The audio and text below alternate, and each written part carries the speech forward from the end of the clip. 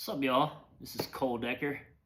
I'm going to show you how to restring my guitar, because if you saw my picture from a couple days ago, my fingers were black from like an hour of playing, which means my strings are dirty, my fretboard's dirty. So I'm going to give it a nice little tune up, clean it up, and restring it. Got my boy Remy here wearing the official Cole Decker dog bandana, pet collar bandana. Yeah, so let's get started. First off, I like to do the little twirly things, just because I think it looks cooler than like cutting it off. So the first thing you have to do is actually chop the little twirly things off. It makes it a lot easier to take the strings off. Remy's probably not going to stay because he doesn't like the sound of guitars. He doesn't like it when I practice or play or anything. Hey, buddy. Oh, he's getting behind me. And he's gone.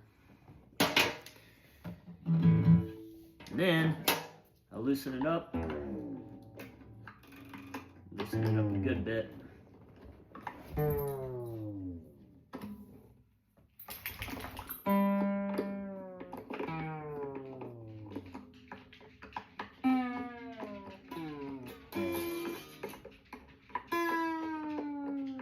Remy's going all the way outside. That's how much he hates it. I like to get them loose enough and then just kind of cut right here, right over the sound hole.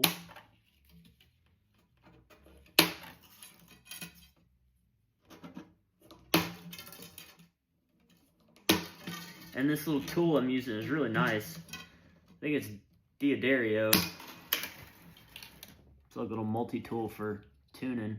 So you got this thing that obviously you put the peg of your little winder. You can just wind it up really fast. And it's got this thing that you can cut the strings with. And then it's got this cool little thing right here. I don't know if you can see it, but it's a little, takes the little nuts off.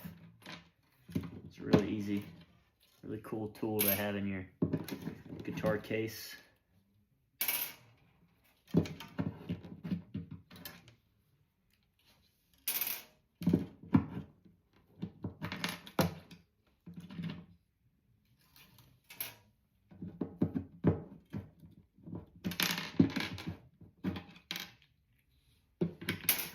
Just like that.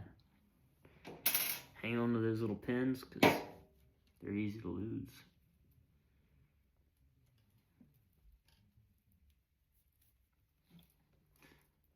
Throw these in the trash. And then, this is why I said to cut off the little excess string that you might have. A lot of people don't have it, but I always have to cut it off. It makes this thing a lot easier to pull out. There's one.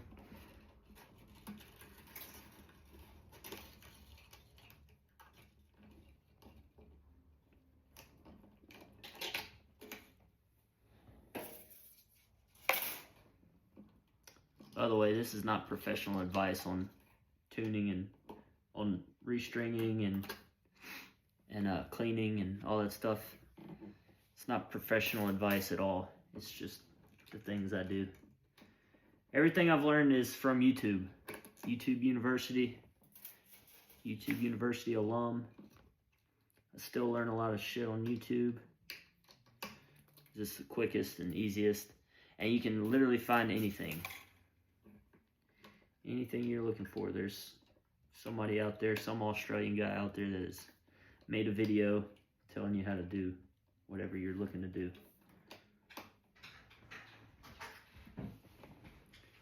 And then once I get everything off, I like to wrap it up in a nice little circle so it's nice and neat in the trash can. There's actually it's a company, I need to look them up again, but I found a lady one time that does string jewelry. So she'll make like recycled jewelry out of used guitar strings. And I think you can send her like all of your old guitar strings. That way you're not just throwing them away. So I need to look at doing that again. I usually just throw them away. But it's nice to have them rolled up so they're not like, they don't like poke you when you're trying to throw something out in the trash or whatever. So that's that. Now I'm gonna clean it because I don't think I've cleaned it all summer. I mean, I've like wiped it down a little bit, but I haven't like really done a deep clean. I just have like a little microfiber cloth guitar detailer you get from your local guitar store. And just apply a good amount of that, start wiping.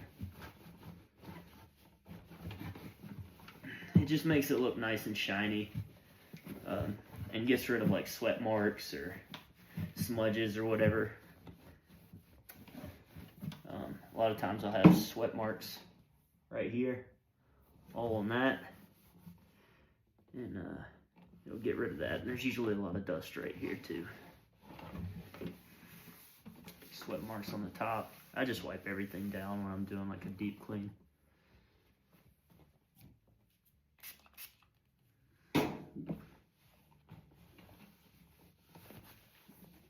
All sides of it.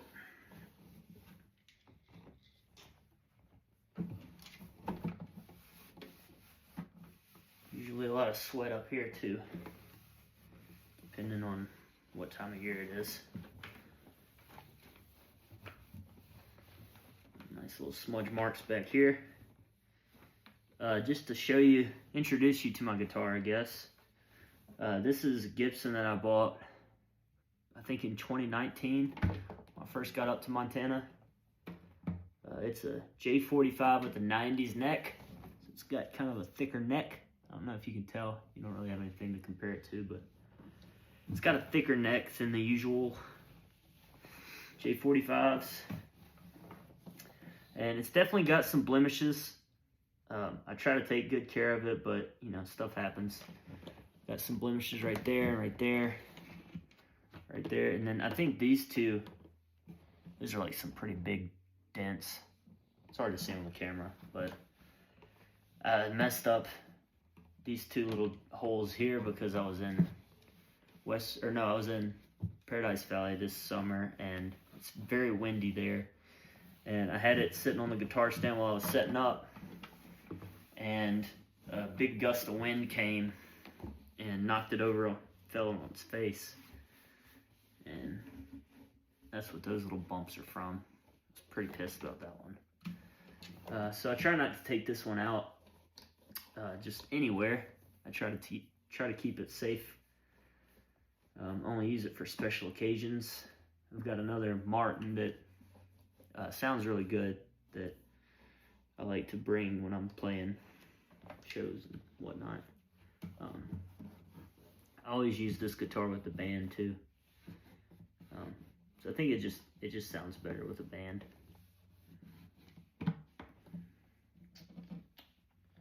So yeah, that's that. And then every now and then, I think it's important to like clean your fretboard. Right now, mine's got some gunk on it, which is I think from the strings. So it's good to get a nice fretboard cleaner.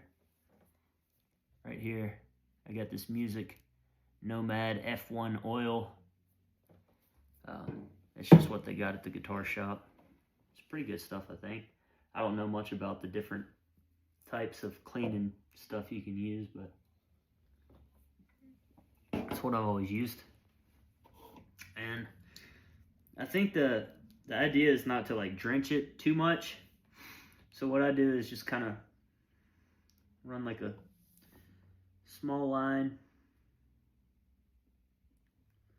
Get it to come out. Small line, just down the middle. And then and give it a nice little wipe.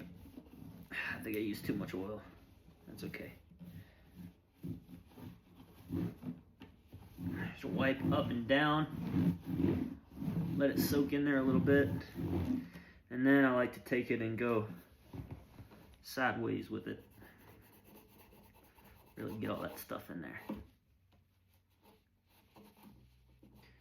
Make sure that wood on your neck's nice and hydrated.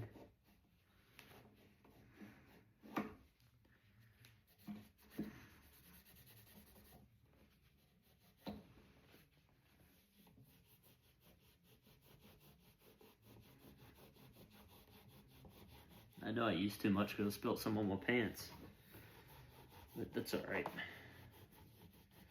We'll survive. Yeah, this is the one that got really dirty for some reason.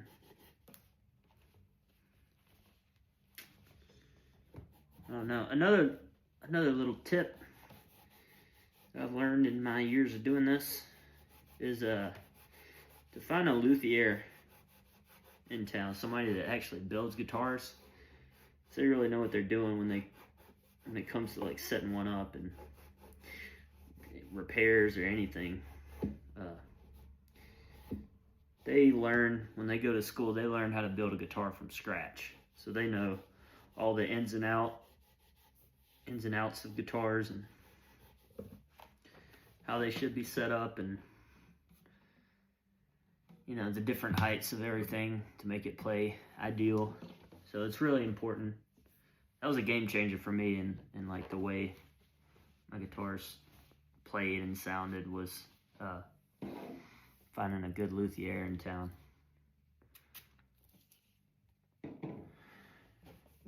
Then I just give a nice little wipe here in case any of that oil came to get on this stuff. Get on this part of the guitar. Okay. And that's it for the cleaning part.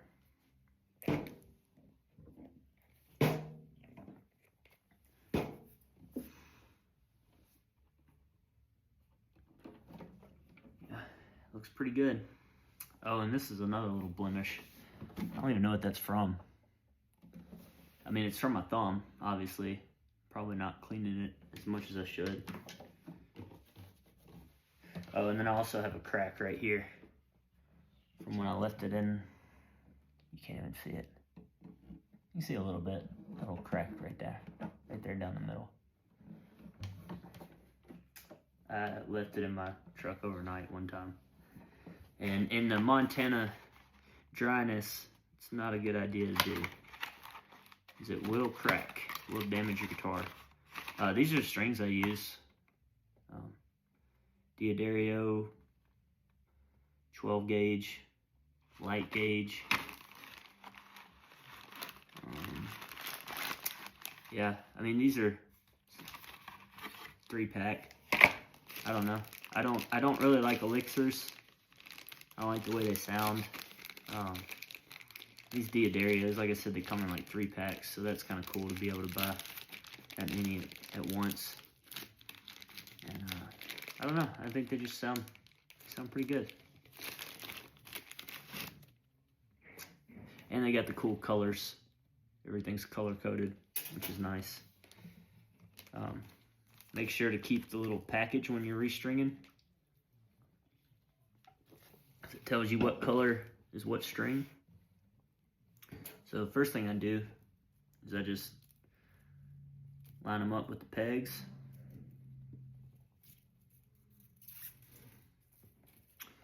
So my E string is the gold. And it's always good to go with the way the strings are already bent. See how it's already kind of bent this way. It's good to just kind of follow that. You just drop it down in there.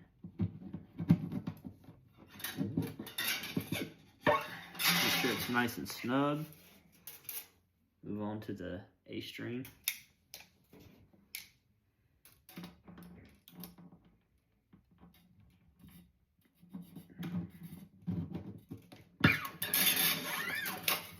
Nice and snug.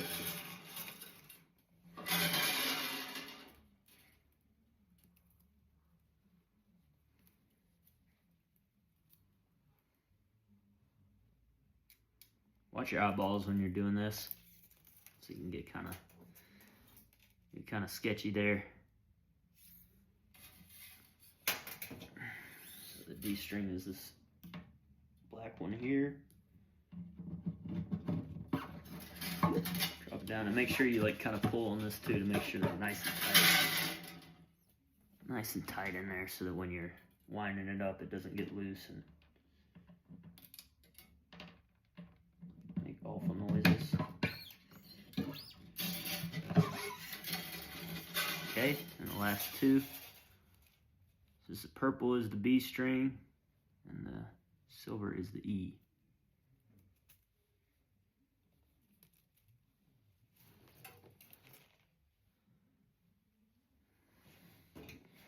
So again, go with the natural bend of the string.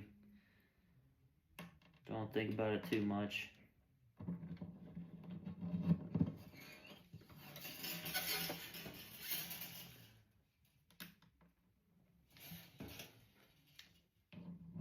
And there we go. They're all in there nice and tight. Fretboard's good and cleaned off. And then what you want to do, or what I do, is the luthier knot. So you line up your peg. I'm calling everything a peg. I don't know the proper names. You line this up to where the hole is vertical. Run your string. Feed it through.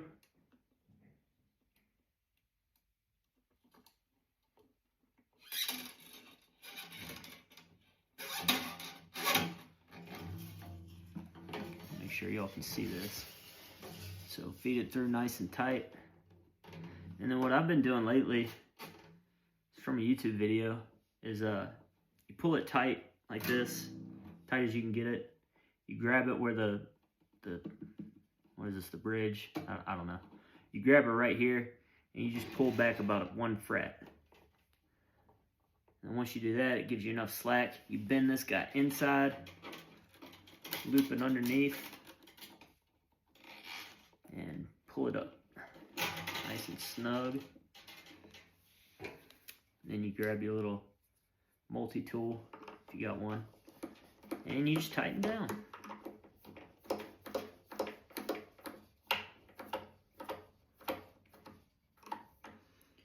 I always put pressure on the string so that it winds correctly.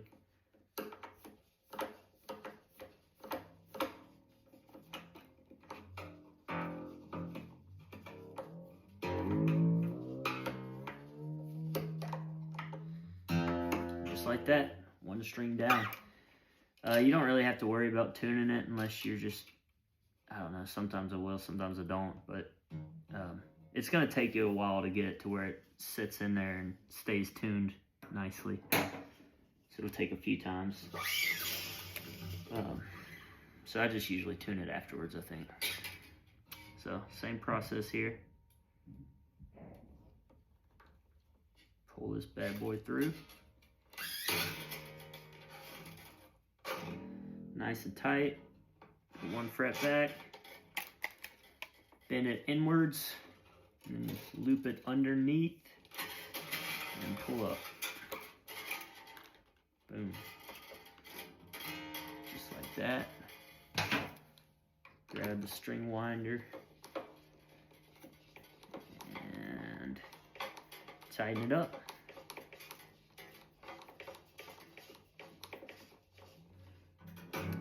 Fun fact about coal, back in the day when I was first starting out,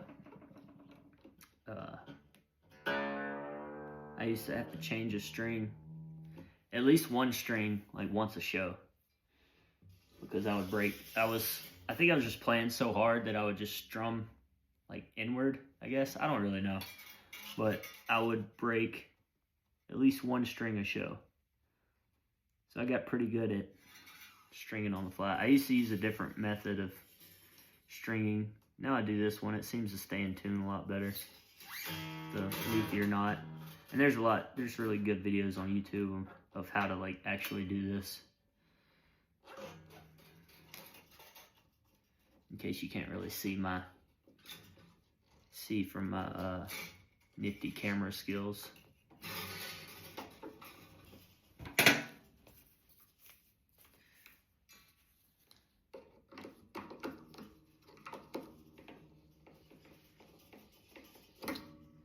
And I do this guitar and my other acoustic pretty much the same way. I think the only difference is, no, there's no difference. I still do like the little loopy thing with the excess at the end.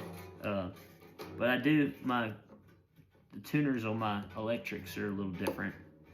One of them's old school, and the other one is like a new Fender thing. The lock nuts, I think, is what they're called. I forget what the old school one's called, but they're pretty fun to mess around with. So I'll do that video when the time comes. Now we're on to the G string. This is the last of the easier ones. I always struggle with the two smaller strings. They can be a pain to get figured out. But G string is not too bad. Same deal. Pull it back about a fret. Remember to go inside on this one. Always, when you do the luthier knot, always go inside and then loop under.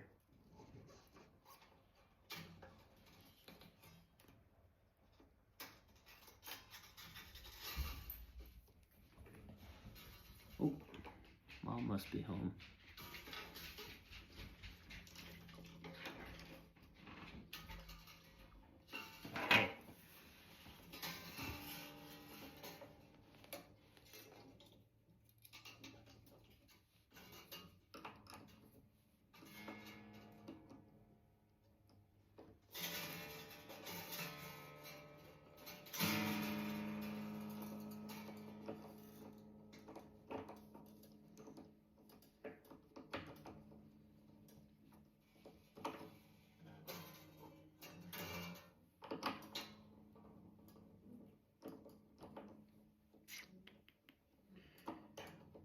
Get it tight enough to where it's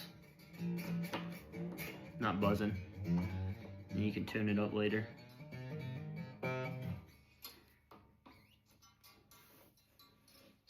Okay, now on to the hard ones. I don't know, there's probably an easier way to do this, but I've always done it this way, and until somebody shows me an easier way, I'll probably continue to do it this way. So, same way starting off. You pull it tight as you can get it. Go about a fret back, bend it inside, loop it underneath, and you pull up. You kind of pull up and push down. I just bite it. I use my teeth just so I can keep the string down so that it loops right, if that makes sense, but still have tightness up here.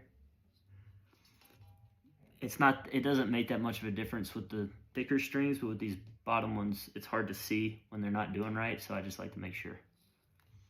So, right here, we just loop, loop, loop.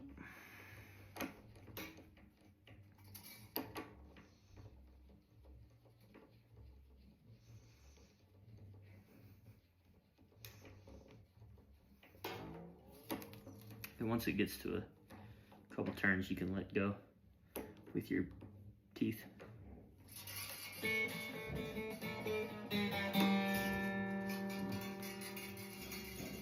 Cool.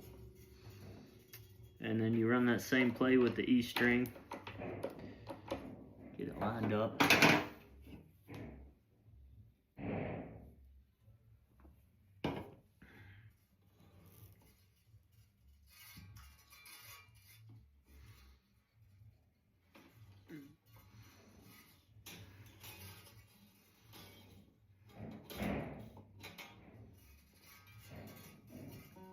same deal. Go about a fret back, bend it inside, loop it under, pull up. And same thing, you just bite down to pull it up. Oh, sure.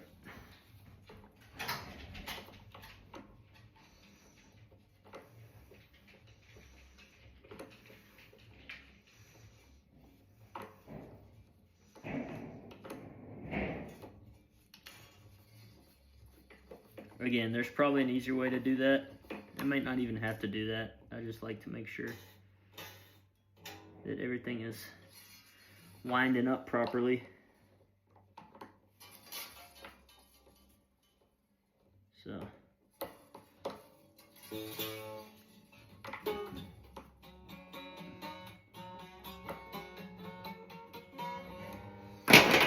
Beautiful. And then from here, we start tuning. Try to get it as close as we possibly can, because it's gonna change. Oh shit. This thing is not bright at all. I wonder if I ran out of battery on this. It's probably running low on battery. That's okay. I can make do. I always start with the A string when I'm tuning, because I feel like I watched a video or something, or maybe somebody told me one time that you're supposed to always start with the A string, with the way that the like bridge and everything is balanced. I don't know. It could be total bullshit, but that's what I always do.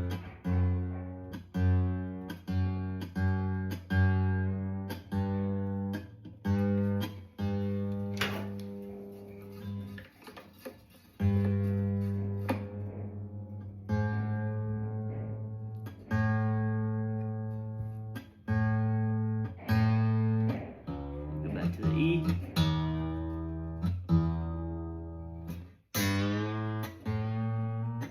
Down to my D string.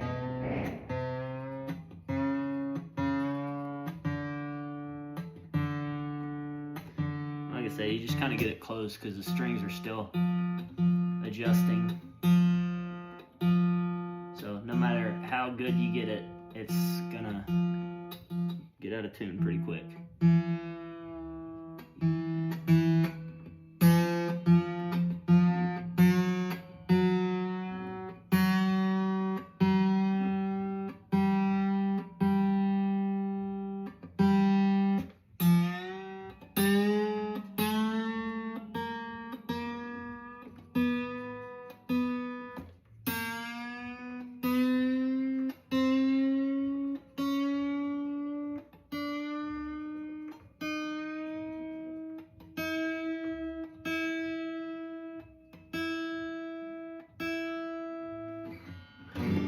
See, it still sounds bad. They're still out of tune a little bit.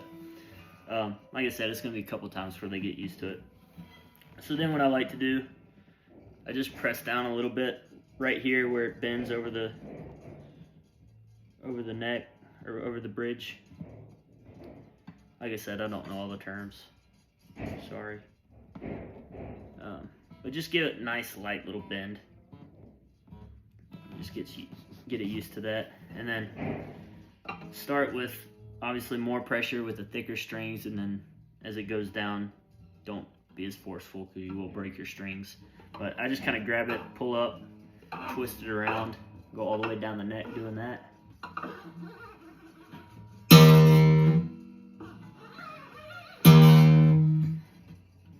Just do that with every string.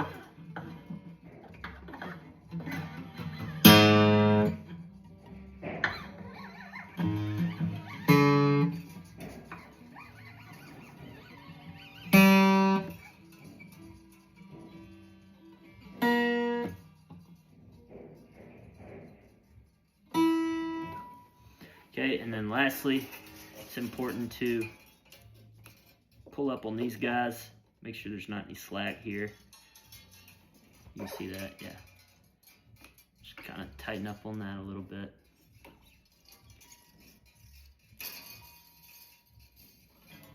And then retune it. G sharp here.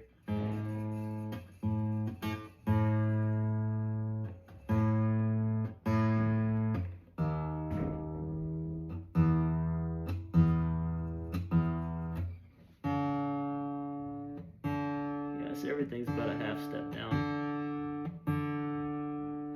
which means we're getting close.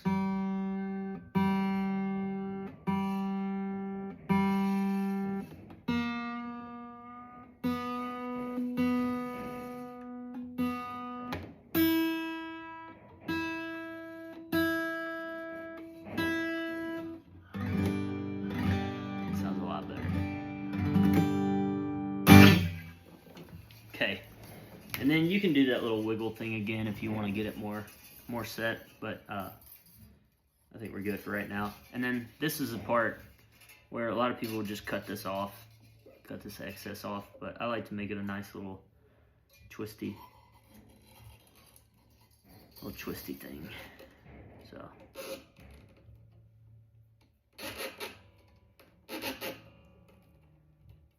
there's not a whole lot of rhyme or reason to it. You just kind of twist it around until it stays.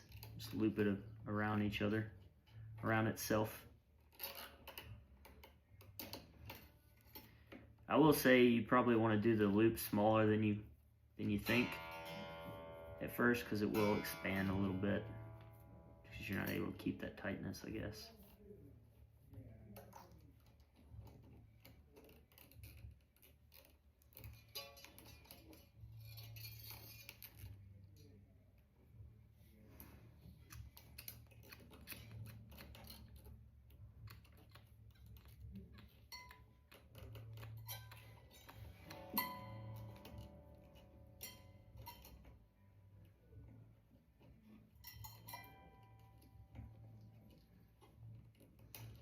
And if you want to cut like the excess of the wiry part off, that's okay too.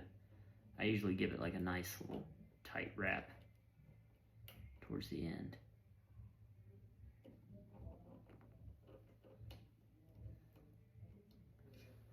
And then I like to bend it to where it's like parallel with the rest of the guitar, so it's not like sticking up like that, it's more flat. See there? Yeah. Looks okay. It's not my best knot ever, but I don't know. It kind of, depending on what kind of case you have, it'll kind of get messed up in the case anyway, so no sense of wasting too much time with it.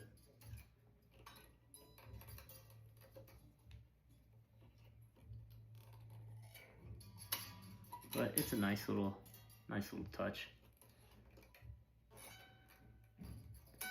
I don't actually know the history behind why people started doing this. I know I'm not the first one. I've seen other people do it, but it does take a little bit more time than just cutting it off. Maybe let me get in the camera more.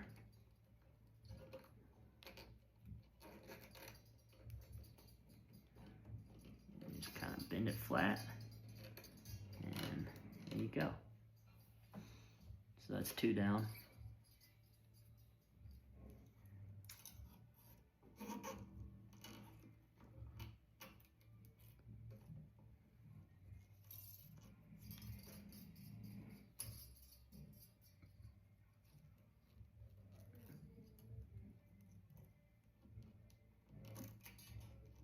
I bet there's probably a YouTube video on how to do this the right way.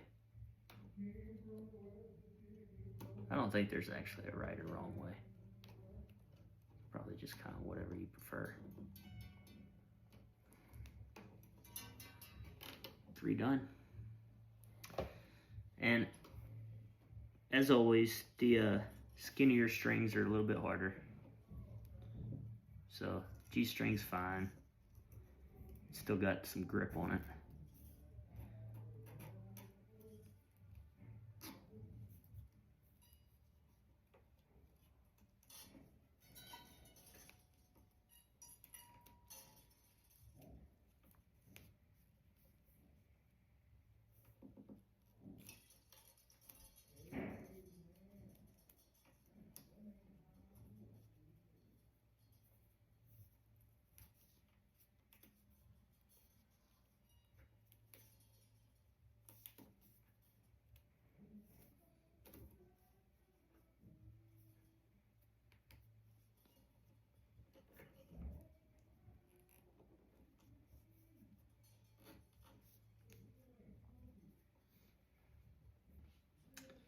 These are the hard ones. So you kind of just got to do what you can do with them. They're a lot more slick than the other strings. So just be patient. And make sure and wrap it a good bit of time before you let go of the knot. Maybe like 3 or 4. It's not too bad. But yeah.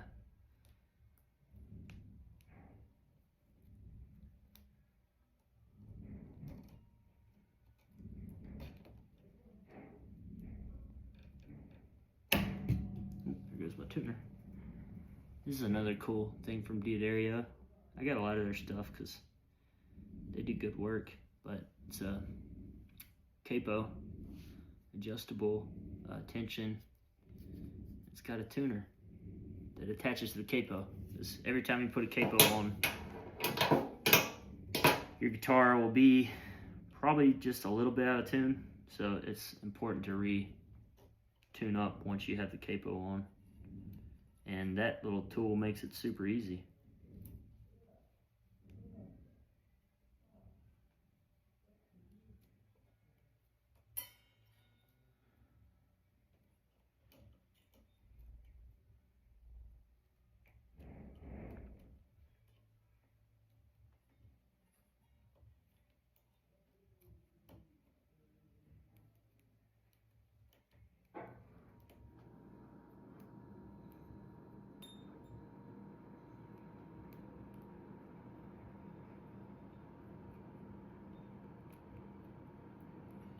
Cool.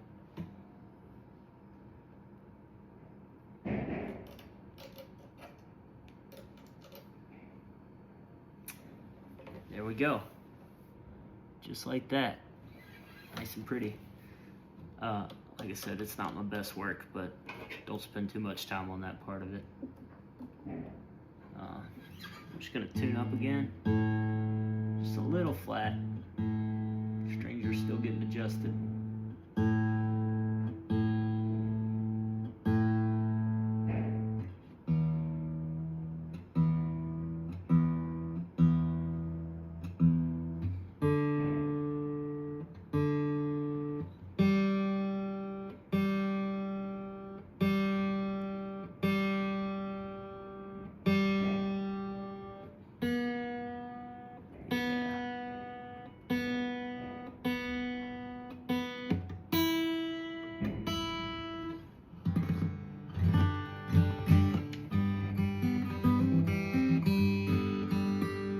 Another thing you can do, if you don't want to go through that whole process again, is just kind of find your bends.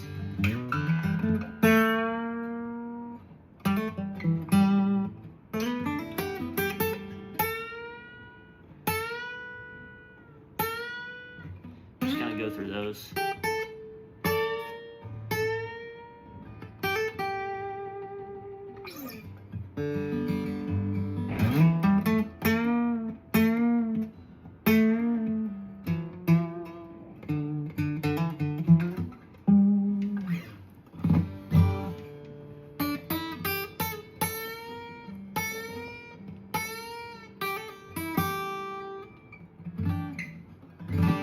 So you can hear it already kind of got out of tune a little bit.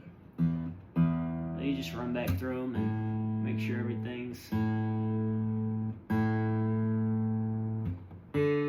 ready to go.